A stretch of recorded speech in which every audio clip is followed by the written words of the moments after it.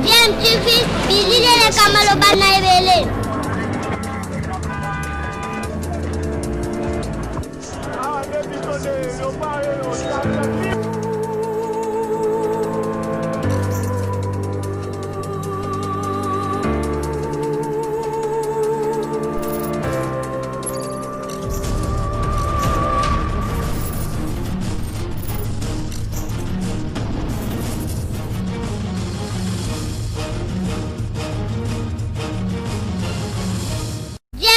toujours un enfant.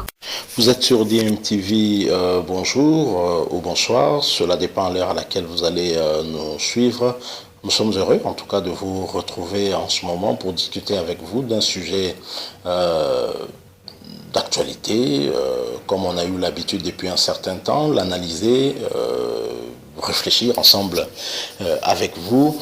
Mais avant, permettez-nous de vous rappeler encore une fois que le coronavirus continue sa progression ici en République démocratique du Congo. Un rappel pour nous tous de continuer à respecter des mesures barrières afin de faire barrage à cette pandémie, briser la chaîne de contamination et ainsi aboutir peut-être à la fin de cette maladie ici chez nous. La prévention, je le rappelle, reste le seul traitement efficace contre cette maladie. L'actualité, c'est cette information que nous avons obtenue de la radio Okapi, comme quoi le gouvernement réserverait le budget prévu pour la fête du 30 juin au personnel soignant et aux FARDC. Ainsi, nous nous posons la question de savoir si cette information se confirmait. Est-ce que demain, le chef de l'État, Félix Tshisekedi, ne risquerait-il pas d'être accusé de détournement dans le contexte actuel, le contexte où nous avons là une affaire judiciaire liée à son programme de 100 jours où l'on parle de détournement des deniers publics, où l'on voit son directeur de cabinet notamment faire face à la justice et répondre de sa responsabilité dans la gestion justement de ce programme, car il y a eu des soupçons graves de détournement de fonds liés à son programme de 100 jours. Alors si le chef de l'État décide de désorienter les fonds qui avaient été prévus pour la fête du 30 juin 2020, la fête de l'indépendance, vous le savez, est-ce que demain le chef de l'État ne risque-t-il pas d'être accusé, voire détourné de l'argent public? Pour rappel, en tout cas, le chef de l'État a engagé le gouvernement, d'après cet article de Radio Okapi, à réserver le budget qui avait été prévu pour la fête du 30 juin au personnel soignant offrant dans le cadre de la riposte contre la Covid-19, ainsi qu'aux forces armées en guise de prime pour leurs actes de bravoure et d'héroïsme. En tout cas, c'est au terme du compte rendu du Conseil des ministres qui avait été rendu public le samedi 13 juin. Le Conseil des ministres certainement avait eu lieu le vendredi 12 juin. Et donc, compte tenu des circonstances particulières liées à la crise socio-économique occasionnée par la Covid-19, la commémoration de ce 30 juin se fera dans la méditation.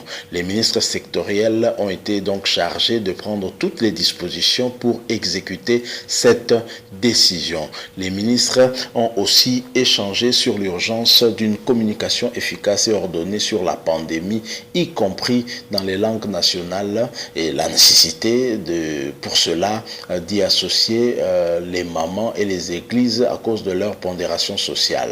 La célébrité dans la délivrance des résultats, la célérité pardon, dans la délivrance des résultats des tests pour laboratoire. Là, bien entendu, c'est le renforcement de la lutte contre cette pandémie. Mais ce qui est important ici, cette décision du chef de l'État qui me semble, en tout cas à mon avis, être plutôt salutaire pour ces hommes et ces femmes qui sont au front contre cette maladie et qui méritent bien évidemment une attention particulière de la nation. Je suis tout à fait d'accord que le chef de l'État pense à leur octroyer une prime, disons le gouvernement. De même également nos militaires qui sont au front. Nous nous insurgions d'ailleurs contre cette demande de l'Assemblée nationale de solliciter un complément de salaire mensuel, $2000 pour chaque député, au détriment des autres couches sociales de la population, notamment justement les personnels soignants qui est au front contre cette pandémie, parfois en prenant beaucoup de risques sans une protection adéquate. Il y a également nos militaires qui sont au front, notamment du côté de l'Est, et qui ont besoin également de l'attention de l'État et d'être encouragés, mais seulement l'argent qui avait été prévu pour l'organisation d'une fête nationale. On peut comprendre que la fête ne soit plus organisée, qu'il y ait justement méditation compte tenu du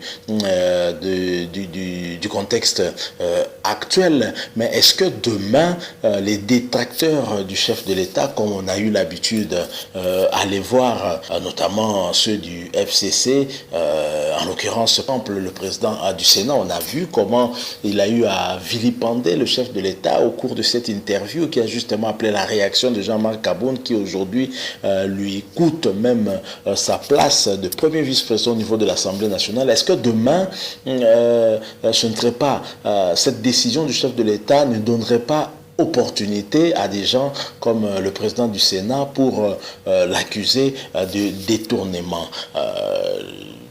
Dans ce contexte, pouvons-nous également aussi parler de détournement parce que l'argent était affecté à autre chose et on va l'affecter pour autre chose. Donc, il y a matière également à débat.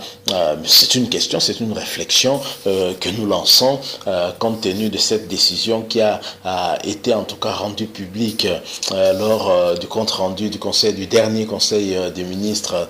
Ça a été rendu public le samedi 13. C'est une réflexion, une question que nous nous posons. Est-ce que demain, les détracteurs du chef de l'État ne l'accuseront pas d'avoir détourné les fonds prévus pour l'organisation de la fête nationale et affecté cette somme à autre chose? Je l'ai dit au tout début de mon analyse que nous sommes dans un contexte des affaires judiciaires, notamment liées au détournement des deniers publics. Justement, lorsqu'il y a détournement, ça ne signifie pas nécessairement qu'il y a vol.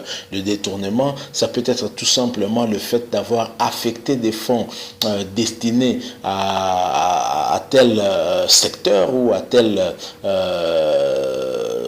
chose pour d'autres fins. Déjà là vous détournez et donc vous pouvez être poursuivi. J'imagine, les juristes pourraient peut-être me contredire, mais c'est ce que je comprends du détournement. Le détournement ne signifie pas nécessairement le vol que la personne a volé. Bien entendu, le détournement peut s'apparenter aussi au vol si l'argent détourné se retrouve dans la poche de l'agent de l'État, par exemple, qui avait la charge de l'affecter telle ou telle autre mission. Donc voilà, qu'est-ce que nous lançons. Nous pouvons continuer, bien entendu, à en discuter au travers vos commentaires ici sur la chaîne DMTV. Cette décision a attiré notre attention, notre particulière attention par rapport au contexte actuel. Est-ce que voilà, c'est une réflexion que nous avons lancée par rapport à cette décision qui a été en tout cas annoncée au cours du dernier conseil des ministres par le chef de l'État, mais en tout cas une décision à mon avis salutaire que nous encourageons aussi, puisque c'est une décision de nature à encourager ceux qui sont au front, que ce soit du côté sanitaire, du côté Covid-19, mais également ceux qui sont au front du côté de l'Est et qui sont en guerre. Nous arrivons à la fin de notre petite analyse. Si vous avez aimé, laissez-nous un like, un commentaire, pourquoi pas. Abonnez-vous surtout sur cette chaîne DMTV. N'oubliez pas la cloche de notification à côté. Ça vous permettra en tout cas d'être notifié des prochaines vidéos que nous mettrons en ligne. Le coronavirus est réel et d'ailleurs le chef de l'État veut encourager le personnel soignant. C'est dire que c'est tout à fait réel. Continuons à nous protéger en respectant des mesures barrières. Merci de nous avoir prêté votre attention avec promesse de vous retrouver très prochainement. DMTV vous dit au revoir. Bonjour, vous êtes sur DMTV. DMTV nous encourage à nous protéger contre la maladie à virus Covid-19 dit coronavirus. La prévention vaut mieux que les soins. Lavons-nous les mains régulièrement, surtout au moindre contact avec une tierce personne ou une surface quelconque. Gardons une distance d'au moins 1 mètre entre nous. Protégeons-nous.